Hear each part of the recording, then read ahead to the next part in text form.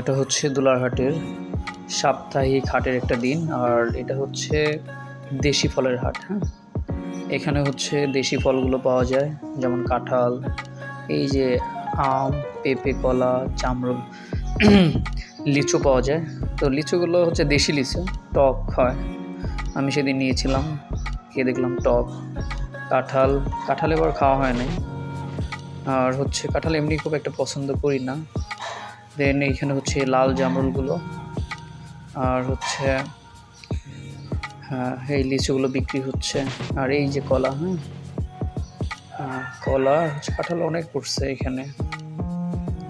আর এই আমগুলো মোটামুটি পাকা আমি নিয়েছিলাম, উনি বলেছিল মিষ্টি হবে, কিন্তু অতটা মিষ্টি হয় নাই, একটু টক আছে। আর হচ্ছে এই হচ্ছে পেঁপে, আবার হচ্ছে কলা, কাঁঠাল।